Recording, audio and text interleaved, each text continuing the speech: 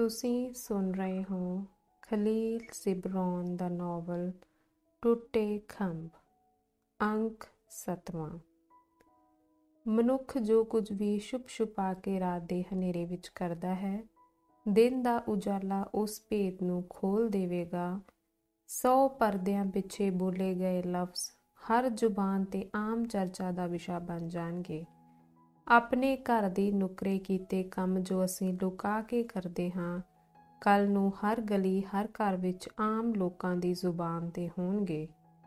ਇਸੇ ਤਰ੍ਹਾਂ ਰਾਤ ਦੇ ਹਨੇਰੇ ਵਿੱਚ ਪਾਦਰੀ ਬੁਲੋਸ ਗਾਲਬ ਦੀ ਫੈਰਸ ਅਫੰਦੀ ਨਾਲ ਹੋਈ ਮੁਲਾਕਾਤ ਦੌਰਾਨ ਗੱਲਬਾਤ ਆਸ ਪੜੋਸ ਤੋਂ ਹੁੰਦੀ ਹੋਈ ਮੇਰੇ ਕੰਨਾਂ ਤੱਕ ਵੀ ਪੁੱਜ ਗਈ। ਪਾਦਰੀ ਅਤੇ ਫੈਰਸ ਵਿਚਕਾਰ ਉਸ ਰਾਤ ਹੋਈ ਗੱਲਬਾਤ ਕਿਸੇ ਗਰੀਬ ਜਾਂ ਵਿਧਵਾ ਜਾਂ ਯਤੀਮਾਂ ਦੀ ਸਮੱਸਿਆ ਬਾਰੇ ਨਹੀਂ ਸੀ। ਫੈਰਸ ਅਫੰਦੀ ਨੂੰ ਪਾਦਰੀ ਦੀ ਨਿੱਜੀ ਗੱਡੀ ਭੇਜ ਕੇ ਬੁਲਾਉਣ ਦਾ ਅਸਲੀ ਮੰਤਵ ਪਾਦਰੀ ਦੇ ਭਤੀਜੇ ਮਨਸੂਰ ਬੇਗਾਲਮ ਨਾਲ ਸਲਮਾ ਦੀ ਸਗਾਈ ਕਰਨਾ ਸੀ। ਸਲਮਾ ਅਮੀਰ ਬਾਪ ਫੈਰਸ ਅਫੰਦੀ ਦੀ ਇਕਲੌਤੀ ਸੰਤਾਨ ਸੀ ਅਤੇ ਪਾਦਰੀ ਦੀ ਨਜ਼ਰ ਸਲਮਾ ਉੱਤੇ ਉਸਦੀ ਖੂਬਸੂਰਤੀ ਜਾਂ ਚੰਗਿਆਈ ਕਰਕੇ ਨਹੀਂ, ਸਗੋਂ ਉਸਦੇ ਬਾਪ ਦੀ ਦੌਲਤ ਕਰਕੇ ਸੀ, ਜਿਸ ਨਾਲ ਮਨਸੂਰ ਦੀ ਤਕਦੀਰ ਬਦਲ ਜਾਣੀ ਸੀ ਤੇ ਉਸਨੇ ਇੱਕ ਮਾਲਦਾਰ ਆਦਮੀ ਬਣ ਜਾਣਾ ਸੀ। ਪੂਰਬ ਵਿੱਚ ਧਾਰਮਿਕ ਮੁਖੀ ਆਪਣੀ ਸ਼ਾਹੀ ਠਾਠ ਬਾਠ ਨਾਲ ਸੰਤੁਸ਼ਟ ਨਹੀਂ ਹੁੰਦੇ, ਸਗੋਂ ਉਹਨਾਂ ਦੀ ਕੋਸ਼ਿਸ਼ ਇਹੀ ਹੁੰਦੀ ਹੈ ਕਿ ਪਰਿਵਾਰ ਦੇ ਸਾਰੇ ਮੈਂਬਰਾਂ ਨੂੰ ਉੱਚੇ ਅਹੁਦਿਆਂ ਤੇ ਪਹੁੰਚਾ ਕੇ ਮਾਲਦਾਰ ਵੀ ਬਣਾਉਣ। ਇੱਕ ਰਾਜੇ ਦੀ ਸ਼ਾਨ ਸ਼ੌਕਤ ਦਾ ਮਾਲਕ ਜੱਦੀ ਤੌਰ ਤੇ ਉਸਦਾ ਵੱਡਾ ਪੁੱਤਰ ਹੁੰਦਾ ਹੈ, ਪਰ ਧਾਰਮਿਕ ਮੁਖੀ ਦੀ ਪ੍ਰਤਿਸ਼ਠਾ ਉਸਦੇ ਭਰਾਵਾਂ ਭਤੀਜਿਆਂ ਵਿੱਚ ਵੀ ਵੰਡੀ ਜਾਂਦੀ ਹੈ। ਇਸ ਤਰ੍ਹਾਂ ਈਸਾਈ ਪਾਦਰੀ ਅਤੇ ਮੁਸਲਿਮ ਇਮਾਮ ਅਤੇ ਬ੍ਰਾਹਮਣ ਸਮੁੰਦਰੀ ਖੁਨਖਾਰ ਜੀਵਾਂ ਦੀ ਤਰ੍ਹਾਂ ਹੁੰਦੇ ਹਨ, ਜੋ ਆਪਣੇ ਸ਼ਿਕਾਰ ਨੂੰ ਸ਼ਿਕੰਜਿਆਂ ਵਿੱਚ ਜਕੜ ਕੇ ਅਨੇਕਾਂ ਮੂੰਹਾਂ ਨਾਲ ਉਹਨਾਂ ਦਾ ਖੂਨ ਚੂਸਦੇ ਹਨ। ਜਦੋਂ ਪਾਦਰੀ ਨੇ ਆਪਣੇ ਭਤੀਜੇ ਲਈ ਸਲਮਾ ਦਾ ਹੱਥ ਮੰਗਿਆ ਤਾਂ ਇੱਕ ਮਜਬੂਰ ਬਾਪ ਕੋਲ ਡੂੰਘੀ ਚੁੱਪ ਤੇ ਡਿੱਗਦੇ ਹੰਝੂਆਂ ਤੋਂ ਸਿਵਾਏ ਹੋਰ ਕੋਈ ਉੱਤਰ ਨਹੀਂ ਸੀ। ਉਹ ਆਪਣੀ ਇੱਕੋ ਇੱਕ ਬੇਟੀ ਨੂੰ ਗਵਾਉਣਾ ਨਹੀਂ ਸੀ ਚਾਹੁੰਦਾ। ਕਿਸੇ ਵੀ ਮਨੁੱਖ ਦੀ ਆਤਮਾ ਕੰਬ ਉੱਠਦੀ ਹੈ ਜਦੋਂ ਉਸਨੂੰ ਇੱਕੋ ਇੱਕ ਬੇਟੀ ਤੋਂ ਵਿਛੋੜ ਦਿੱਤਾ ਜਾਏ, ਜਿਸ ਨੂੰ ਉਸਨੇ ਪਾਲ ਪੋਸ ਕੇ ਜਵਾਨ ਕੀਤਾ ਹੋਵੇ। ਮਾਂ-ਬਾਪ ਬੇਟੀ ਦੇ ਵਿਆਹ ਤੇ ਜਿੰਨੇ ਗਮਗੀਨ ਹੁੰਦੇ ਹਨ, ਓਨੇ ਹੀ ਬੇਟੇ ਦੇ ਵਿਆਹ ਤੇ ਖੁਸ਼, ਕਿਉਂਕਿ ਬੇਟਾ ਪਰਿਵਾਰ ਵਿੱਚ ਇੱਕ ਨਵਾਂ ਮੈਂਬਰ ਲੈ ਕੇ ਆਉਂਦਾ ਹੈ, ਜਦੋਂ ਕਿ ਬੇਟੀ ਦੀ ਸ਼ਾਦੀ ਨਾਲ ਘਰੋਂ ਇੱਕ ਮੈਂਬਰ ਜਾਂਦਾ ਹੈ। ਫੈਰਸ ਅਫੰਦੀ ਨੇ ਮਜਬੂਰੀ ਵਿੱਚ ਪਾਦਰੀ ਨੂੰ ਹਾਂ ਕਰ ਦਿੱਤੀ ਤੇ ਨਾ ਚਾਹੁੰਦਿਆਂ ਉਸਦੀ ਇੱਛਾ ਮੰਨ ਲਈ, ਕਿਉਂਕਿ ਫੈਰਸ ਅਫੰਦੀ ਪਾਦਰੀ ਦੇ ਭਤੀਜੇ ਨੂੰ ਚੰਗੀ ਤਰ੍ਹਾਂ ਜਾਣਦਾ ਸੀ ਕਿ ਉਹ ਕਿੰਨਾ ਖਤਰਨਾਕ, ਕਮੀਨਾ, ਭ੍ਰਿਸ਼ਟਾਚਾਰੀ ਅਤੇ ਨਫ਼ਰਤ ਦਾ ਪਾਤਰ ਹੈ। ਲੈਬਨਾਨ ਵਿੱਚ ਕੋਈ ਈਸਾਈ ਪਾਦਰੀ ਦੀ ਗੱਲ ਨੂੰ ਮੋੜ ਕੇ ਸੁੱਖ ਨਾਲ ਨਹੀਂ ਜੀ ਸਕਦਾ। ਕੋਈ ਵੀ ਆਪਣੇ ਧਾਰਮਿਕ ਮੁਖੀ ਦੀ ਗੱਲ ਨੂੰ ਨਾ ਮੰਨ ਕੇ ਇੱਜ਼ਤ ਨਾਲ ਨਹੀਂ ਰਹਿ ਸਕਦਾ। ਅੱਖ ਨੂੰ ਬਰਸ਼ੇ ਦੀ ਤਿੱਖੀ ਧਾਰ ਦਾ ਅੰਦਾਜ਼ਾ ਨਹੀਂ ਹੋ ਸਕਦਾ ਜਦ ਤੱਕ ਉਹ ਵਿੰਨ੍ਹੀ ਨਹੀਂ ਜਾਂਦੀ, ਅਤੇ ਹੱਥ ਉਦੋਂ ਤੱਕ ਤਲਵਾਰ ਨੂੰ ਪਕੜ ਨਹੀਂ ਸਕਦੇ ਜਦ ਤੱਕ ਕੱਟ ਨਹੀਂ ਜਾਂਦੇ। ਮੰਨ ਲਓ ਜੇ ਫੈਰਸ ਅਫੰਦੀ ਪਾਦਰੀ ਦੀ ਆਗਿਆ ਨਹੀਂ ਮੰਨਦਾ ਤੇ ਗੱਲ ਮੋੜ ਦਿੰਦਾ ਹੈ, ਤਾਂ ਸਲਮਾ ਦੀ ਇੱਜ਼ਤ ਮਿੱਟੀ ਵਿੱਚ ਮਿਲ ਜਾਂਦੀ ਅਤੇ ਉਸਦਾ ਨਾਂ ਗਲੀ ਗਲੀ ਘਰ ਘਰ ਬਦਨਾਮ ਹੋ ਜਾਂਦਾ। ਇਹ ਤਾਂ ਹੱਥ ਨਾ ਪਹੁੰਚੇ ਥੂ ਕੌੜੀ ਵਾਲੀ ਗੱਲ ਹੋਣੀ ਸੀ। ਇਸ ਤਰ੍ਹਾਂ ਤਕਦੀਰ ਨੇ ਸਲਮਾ ਨੂੰ ਜਕੜ ਲਿਆ ਅਤੇ ਦੁਖੀ ਔਰਤਾਂ ਦੀ ਭੀੜ ਵਿੱਚ ਬੇਇੱਜ਼ਤ ਗੁਲਾਮ ਵਾਂਗ ਧਕੇਲ ਦਿੱਤਾ। ਇਸ ਤਰ੍ਹਾਂ ਇੱਕ ਨੇਕ ਆਤਮਾ ਫੁੱਲਾਂ ਦੀ ਖੁਸ਼ਬੂ ਭਰੀ ਚੰਨ ਚਾਨਣੀ ਅਤੇ ਆਕਾਸ਼ ਵਿੱਚ ਪਿਆਰ ਦੇ ਚਿੱਟੇ ਖੰਭਾਂ ਉੱਤੇ ਆਜ਼ਾਦੀ ਨਾਲ ਉੱਡਦੀ ਹੋਈ ਕੁੜੱਕੀ ਵਿੱਚ ਆਣ ਫਸੀ। ਕੁਝ ਦੇਸ਼ਾਂ ਵਿੱਚ ਮਾਪਿਆਂ ਦੀ ਦੌਲਤ ਬੱਚਿਆਂ ਲਈ ਦੁੱਖਾਂ ਦਾ ਕਾਰਨ ਬਣ ਜਾਂਦੀ ਹੈ। ਉਹ ਮਜ਼ਬੂਤ ਬਕਸੇ ਜੋ ਮਾਪੇ ਧਨ ਦੌਲਤ ਸਾਂਭਣ ਲਈ ਵਰਤਦੇ ਹਨ, ਉਹਨਾਂ ਦੇ ਵਾਰਸਾਂ ਦੀਆਂ ਰੂਹਾਂ ਲਈ ਹਨੇਰੀ ਕੈਦ ਕੋਠੜੀ ਬਣ ਜਾਂਦੀ ਹੈ। ਤਾਕਤਵਰ ਦੀਨ ਦਿਨਾਰ ਜਿਸ ਦੀ ਲੋਕ ਪੂਜਾ ਕਰਦੇ ਹਨ, ਸ਼ੈਤਾਨ ਸਾਬਿਤ ਹੁੰਦਾ ਹੈ, ਜੋ ਆਤਮਾ ਨੂੰ ਦੁਖੀ ਕਰਦਾ ਤੇ ਦਿਲ ਨੂੰ ਬੇਜਾਨ ਬਣਾ ਲੈਂਦਾ ਹੈ। ਸਲਮਾ ਕਰੀਮ ਉਹਨਾਂ ਔਰਤਾਂ ਵਿੱਚੋਂ ਇੱਕ ਸੀ ਜੋ ਮਾਂ-ਬਾਪ ਦੀ ਦੌਲਤ ਅਤੇ ਪਤੀ ਦੀ ਹਿਰਸ ਦਾ ਸ਼ਿਕਾਰ ਬਣੀ ਕੀ ਇਹ ਉਸਦੇ ਪਿਤਾ ਦੀ ਦੌਲਤ ਨਹੀਂ ਸੀ ਜਿਸ ਕਰਕੇ ਸਲਮਾ ਖੁਸ਼ਹਾਲ ਜ਼ਿੰਦਗੀ ਜੀ ਰਹੀ ਸੀ? 1 ਹਫ਼ਤਾ ਲੰਘ ਗਿਆ। ਸਲਮਾ ਦਾ ਪਿਆਰ ਮੇਰੇ ਲਈ ਸਭ ਕੁਝ ਸੀ। ਰਾਤ ਵੇਲੇ ਖੁਸ਼ੀ ਦਾ ਸੰਗੀਤ ਅਤੇ ਦਿਨ ਵੇਲੇ ਜੀਵਨ ਦੇ ਸਹੀ ਅਰਥ ਅਤੇ ਕੁਦਰਤ ਦੇ ਭੇਦਾਂ ਨੂੰ ਖੋਲ੍ਹਦੇ ਹੋਏ ਮੈਨੂੰ ਉਸਦਾ ਪਿਆਰ ਜਗਾ ਦਿੰਦਾ। ਇਹ ਇਲਾਹੀ ਪਿਆਰ ਹੈ ਜੋ ਈਰਖਾ ਤੇ ਅਮੀਰੀ ਤੋਂ ਪਰੇ ਹੈ ਤੇ ਆਤਮਾ ਨੂੰ ਦੁੱਖ ਨਹੀਂ ਦਿੰਦਾ। ਇਹ ਡੂੰਘੀ ਖਿੱਚ ਹੈ ਜੋ ਆਤਮਾ ਨੂੰ ਸੰਤੁਸ਼ਟ ਕਰਦੀ ਹੈ। ਪਿਆਰ ਲਈ ਤੜਪ ਹੈ ਜੋ ਪੂਰੀ ਹੋਣ ਤੇ ਰੂਹ ਨੂੰ ਸਕੂਨ ਮਿਲਦਾ ਹੈ। ਇਹ ਅਜਿਹਾ ਸਨੇਹ ਹੈ ਜੋ ਰੂਹ ਨੂੰ ਸਤਾਏ ਬਿਨਾਂ ਧੀਰਜ ਦਿੰਦਾ, ਧਰਤੀ ਨੂੰ ਸਵਰਗ ਬਣਾਉਂਦਾ ਅਤੇ ਜ਼ਿੰਦਗੀ ਨੂੰ ਮਿੱਠਾ ਤੇ ਖੂਬਸੂਰਤ ਸੁਪਨਾ ਬਣਾ ਦਿੰਦਾ ਹੈ। ਪ੍ਰਭਾਤ ਵੇਲੇ ਜਦੋਂ ਮੈਂ ਖੇਤਾਂ ਵਿੱਚ ਜਾਂਦਾ ਹਾਂ ਤਾਂ ਮੈਨੂੰ ਕੁਦਰਤ ਵਿੱਚੋਂ ਕਾਦਰ ਦਾ ਜਲਵਾ ਨਜ਼ਰੀ ਪੈਂਦਾ ਹੈ ਅਤੇ ਸਮੁੰਦਰ ਕੰਢੇ ਬੈਠਿਆਂ ਮੈਨੂੰ ਲਹਿਰਾਂ ਵਿੱਚੋਂ ਉਸੇ ਕਾਦਰ ਦਾ ਸੰਗੀਤ ਸੁਣਾਈ ਦਿੰਦਾ ਹੈ। ਗਲੀਆਂ ਵਿੱਚ ਤੁਰਦਿਆਂ ਫਿਰਦਿਆਂ ਮੈਨੂੰ ਰਾਹੀਆਂ ਦੇ ਚਿਹਰਿਆਂ ਅਤੇ ਕਾਮਿਆਂ ਦੀ ਮਿਹਨਤ ਵਿੱਚੋਂ ਇਨਸਾਨੀਅਤ ਦੀ ਸ਼ਾਨ ਅਤੇ ਜ਼ਿੰਦਗੀ ਦੀ ਖੂਬਸੂਰਤੀ ਦੀ ਝਲਕ ਨਜ਼ਰ ਆਉਂਦੀ ਹੈ। ਉਹ ਦਿਨ ਪਰਛਾਵੇਂ ਵਾਂਗ ਬੀਤ ਗਏ, ਬੱਦਲਾਂ ਵਾਂਗ ਅਲੋਪ ਹੋ ਗਏ ਅਤੇ ਮੇਰੇ ਵਾਸਤੇ ਸਿਵਾਏ ਦੁਖਦਾਈ ਯਾਦਾਂ ਤੋਂ ਕੁਝ ਵੀ ਨਾ ਬਚਿਆ। ਜਿਸ ਨਜ਼ਰ ਨਾਲ ਮੈਂ ਬਹਾਰ ਦੀ ਸੁੰਦਰਤਾ ਤੇ ਕੁਦਰਤ ਵਿੱਚ ਧੜਕਦੀ ਜ਼ਿੰਦਗੀ ਵੇਖਦਾ ਸਾਂ, ਹੁਣ ਸਿਵਾਏ ਉੱਠਦੇ ਤੂਫਾਨ ਅਤੇ ਸਰਦ ਰੁੱਤ ਦੇ ਦੁੱਖਾਂ ਤੋਂ ਕੁਝ ਨਜ਼ਰ ਨਾ ਆਉਂਦਾ। ਜਿਹੜੇ ਕੰਨਾਂ ਨਾਲ ਮੈਂ ਲਹਿਰਾਂ ਦਾ ਗੀਤ ਖੁਸ਼ੀ ਨਾਲ ਸੁਣਦਾ ਸਾਂ, ਹੁਣ ਚੀਖਦੀ ਹਵਾ ਅਤੇ ਕੰਢਿਆਂ ਨਾਲ ਟਕਰਾਉਂਦੇ ਸਮੁੰਦਰੀ ਤੂਫਾਨ ਤੋਂ ਸਿਵਾਏ ਕੁਝ ਨਹੀਂ ਸੀ ਸੁਣਦਾ। ਉਹ ਰੂਹ ਜੋ ਮਨੁੱਖਤਾ ਦੇ ਅਥਾਹ ਬਲ ਅਤੇ ਬ੍ਰਹਿਮੰਡ ਦੀ ਸ਼ਾਨ ਨੂੰ ਖੁਸ਼ੀ ਨਾਲ ਵੇਖਦੀ, ਉਹ ਨਿਰਾਸ਼ਾ ਤੇ ਅਸਫਲਤਾ ਦੇ ਜ਼ਖਮਾਂ ਕਾਰਨ ਜ਼ਖਮੀ ਹੋ ਗਈ ਸੀ। ਉਹਨਾਂ ਪਿਆਰ ਦੇ ਦਿਨਾਂ ਨਾਲੋਂ ਵਧੇਰੇ ਕੁਝ ਵੀ ਖੂਬਸੂਰਤ ਨਹੀਂ ਸੀ ਅਤੇ ਇਹਨਾਂ ਦੁਖਦਾਈ ਤੇ ਡਰਾਉਣੀਆਂ ਰਾਤਾਂ ਨਾਲੋਂ ਵੱਧ ਕੇ ਕੁਝ ਵੀ ਭਿਆਨਕ ਨਹੀਂ ਸੀ। ਜਦੋਂ ਮੈਂ ਆਪਣੇ ਅੰਦਰ ਦੀ ਭਾਵਨਾ ਨੂੰ ਨਾ ਰੋਕ ਸਕਿਆ ਤਾਂ ਹਫ਼ਤੇ ਦੇ ਅਖੀਰ ਵਿੱਚ ਇੱਕ ਵੇਰ ਸਲਮਾ ਦੇ ਘਰ ਵੱਲ ਹੋ ਤੁਰਿਆ। ਉਹ ਘਰ ਜੋ ਖੂਬਸੂਰਤ ਪੂਜਾ ਸਥਾਨ ਸੀ ਅਤੇ ਚਾਰੇ ਪਾਸੇ ਪਿਆਰ ਹੀ ਪਿਆਰ ਸੀ, ਜਿੱਥੇ ਆਤਮਾ ਪੂਜਾ ਕਰ ਸਕਦੀ ਅਤੇ ਮਨ ਝੁੱਕ ਕੇ ਪ੍ਰਾਰਥਨਾ ਕਰ ਸਕਦਾ। ਬਾਗ ਵਿੱਚ ਕਦਮ ਰੱਖਦਿਆਂ ਹੀ ਮੈਨੂੰ ਮਹਿਸੂਸ ਹੋਇਆ ਕਿ ਕੋਈ ਗੈਬੀ ਤਾਕਤ ਮੈਨੂੰ ਇਸ ਸੰਸਾਰ ਤੋਂ ਪਰੇ ਧੱਕ ਰਹੀ ਅਤੇ ਸੰਘਰਸ਼ ਦੇ ਔਕੜਾਂ ਤੋਂ ਆਜ਼ਾਦ ਅਲੌਕਿਕ ਜਗਤ ਵੱਲ ਲਿਜਾ ਰਹੀ ਹੈ। ਕਿਸੇ ਰਹੱਸ ਵਾਂਗ ਜਿਵੇਂ ਇਲਾਹੀ ਦਰਸ਼ਨ ਹੋ ਗਏ ਹੋਣ, ਮੈਂ ਆਪਣੇ ਆਪ ਨੂੰ ਦਰਖਤਾਂ ਅਤੇ ਫੁੱਲਾਂ ਵਿੱਚ ਘਿਰਿਆ ਵੇਖਿਆ ਅਤੇ ਮੈਂ ਜਦ ਘਰ ਦੇ ਦਰਵਾਜ਼ੇ ਤੱਕ ਪੁੱਜਾ, ਸਲਮਾ ਨੂੰ ਜੈਸਮੀਨ ਦਰਖਤ ਦੇ ਸਾਏ ਹੇਠ ਬੈਂਚ ਉੱਤੇ ਬੈਠੇ ਵੇਖਿਆ, ਜਿੱਥੇ 1 ਹਫ਼ਤਾ ਪਹਿਲਾਂ ਉਸ ਰਾਤ ਅਸੀਂ ਬੈਠੇ ਸਾਂ, ਜੋ ਕੁਦਰਤ ਵੱਲੋਂ ਮੇਰੀ ਖੁਸ਼ੀ ਅਤੇ ਦੁੱਖ ਦੀ ਸ਼ੁਰੂਆਤ ਲਈ ਚੁਣੀ ਗਈ ਥਾਂ ਸੀ। ਮੈਂ ਉਸ ਕੋਲ ਪੁੱਜਿਆ। ਉਹ ਨਾ ਬੋਲੀ ਤੇ ਨਾ ਹੀ ਹਿੱਲੀ ਜੁੱਲੀ। ਉਸ ਨੂੰ ਅੰਦਰੋਂ ਮੇਰੀ ਆਮਦ ਦਾ ਪਤਾ ਲੱਗ ਗਿਆ ਸੀ ਅਤੇ ਜਦ ਮੈਂ ਉਸ ਦੇ ਕੋਲ ਬੈਠਿਆ, ਉਸ ਇੱਕ ਪਲ ਮੇਰੇ ਵੱਲ ਵੇਖ ਕੇ ਡੂੰਘਾ ਹੌਂਕਾ ਭਰਿਆ ਤੇ ਸਿਰ ਦੂਜੇ ਪਾਸੇ ਮੋੜ ਕੇ ਆਕਾਸ਼ ਵੱਲ ਵੇਖਣ ਲੱਗੀ। ਕੁਝ ਪਲ ਜਾਦੂਈ ਚੁੱਪ ਛਾਈ ਰਹੀ। ਫਿਰ ਉਹ ਮੇਰੇ ਵੱਲ ਮੁੜੀ ਅਤੇ ਕੰਬਦੇ ਹੋਏ ਮੇਰਾ ਹੱਥ ਫੜ ਕੇ ਨੀਮ ਬੇਹੋਸ਼ੀ ਜਿਹੀ ਆਵਾਜ਼ ਵਿੱਚ ਕਹਿਣ ਲੱਗੀ, ਦੋਸਤ, ਮੇਰੇ ਵੱਲ ਵੇਖ। ਮੇਰੇ ਚਿਹਰੇ ਨੂੰ ਵੇਖ ਕੇ ਉਹ ਕੁਝ ਪੜ੍ਹ ਜੋ ਤੂੰ ਜਾਣਨਾ ਚਾਹੁੰਦਾ ਹੈ ਤੇ ਮੈਂ ਦੱਸ ਨਹੀਂ ਸਕਦੀ। ਮੇਰੇ ਵੱਲ ਵੇਖ ਮੇਰੇ ਪਿਆਰੇ, ਵੇਖ ਮੇਰੇ ਵੱਲ ਮੇਰੇ ਵੀਰ। ਮੈਂ ਉਤਸੁਕਤਾ ਨਾਲ ਉਸ ਵੱਲ ਵੇਖਿਆ, ਪਰ ਉਸ ਦੀਆਂ ਉਹ ਅੱਖਾਂ ਜੋ ਕੁਝ ਦਿਨ ਪਹਿਲਾਂ ਮੁਸਕਰਾਉਂਦੇ ਹੋਠਾਂ ਅਤੇ ਬੁਲਬੁਲ ਦੇ ਖੰਭਾਂ ਵਾਂਗ ਹਰਕਤ ਕਰਦੀਆਂ ਸਨ, ਹੁਣ ਅੰਦਰ ਨੂੰ ਧਸੀਆਂ ਹੋਈਆਂ ਅਤੇ ਗਮ ਤੇ ਦਰਦ ਨਾਲ ਪਥਰਾ ਗਈਆਂ ਸਨ। ਉਸ ਦਾ ਚਿਹਰਾ ਜੋ ਸੂਰਜ ਦੀ ਕਿਰਨ ਛੂਹਦੇ ਲਿੱਲੀ ਫੁੱਲ ਦੇ ਪੌਦਿਆਂ ਵਾਂਗ ਖਿੜਿਆ ਹੋਇਆ ਸੀ, ਹੁਣ ਬੇਰੰਗ ਤੇ ਬੇਰੌਣਕ ਜਾਪਦਾ ਸੀ। ਉਸ ਦੇ ਗੁਲਾਬੀ ਹੋਠ 2 ਮੁਰਝਾਈਆਂ ਗੁਲਾਬ ਦੀਆਂ ਪੱਤੀਆਂ ਵਾਂਗ ਸਨ, ਜਿਨ੍ਹਾਂ ਉੱਤੇ ਪਤਝੜ ਆਪਣਾ ਅਸਰ ਛੱਡ ਗਈ ਹੋਵੇ। ਉਸ ਦੀ ਗਰਦਨ ਜੋ ਹਾਥੀ ਦੰਦ ਵਾਂਗ ਸਿੱਧੀ ਸੀ, ਹੁਣ ਅੱਗੇ ਨੂੰ ਝੁਕ ਗਈ ਸੀ, ਜਿਵੇਂ ਉਹ ਸਿਰ ਤੇ ਪਿਆ ਦੁੱਖ ਦਾ ਬੋਝ ਨਾ ਚੁੱਕ ਸਕਦੀ ਹੋਵੇ। ਇਹ ਸਾਰੀਆਂ ਤਬਦੀਲੀਆਂ ਸਲਮਾ ਦੇ ਚਿਹਰੇ ਤੋਂ ਸਾਫ਼ ਦਿਸਦੀਆਂ ਸਨ, ਪਰ ਮੇਰੇ ਲਈ ਇਹ ਇੰਜ ਸੀ ਜਿਵੇਂ ਚੰਦ ਦੇ ਸਾਹਮਣੇ ਬੱਦਲ ਦੀ ਟੁਕੜੀ ਆ ਜਾਣ ਨਾਲ ਉਹ ਹੋਰ ਖੂਬਸੂਰਤ ਹੋ ਗਿਆ ਹੋਵੇ। ਉਸ ਦੀ ਤੱਕਣੀ ਜਿਸ ਤੋਂ ਗਮ ਦਾ ਭਾਰ ਸਾਫ਼ ਜ਼ਾਹਿਰ ਸੀ, ਉਸ ਦੀ ਸੁੰਦਰਤਾ ਨੂੰ ਹੋਰ ਵਧਾ ਰਿਹਾ ਸੀ। ਭਾਵੇਂ ਚਿਹਰਾ ਦੁੱਖਾਂ ਤੇ ਦਰਦ ਦੀ ਕਹਾਣੀ ਦਾ ਮੂੰਹ ਬੋਲਦਾ ਸਬੂਤ ਸੀ, ਪਰ ਉਹ ਚਿਹਰਾ ਜੋ ਚੁੱਪ ਸਮੇਂ ਗੁੱਝੇ ਭੇਤਾਂ ਨੂੰ ਨਹੀਂ ਖੋਲ੍ਹਦਾ, ਖੂਬਸੂਰਤ ਨਹੀਂ, ਭਾਵੇਂ ਨਕ-ਸ਼ਿਖ ਵਿੱਚ ਕਿੰਨੀ ਇਕਸਾਰਤਾ ਹੋਵੇ।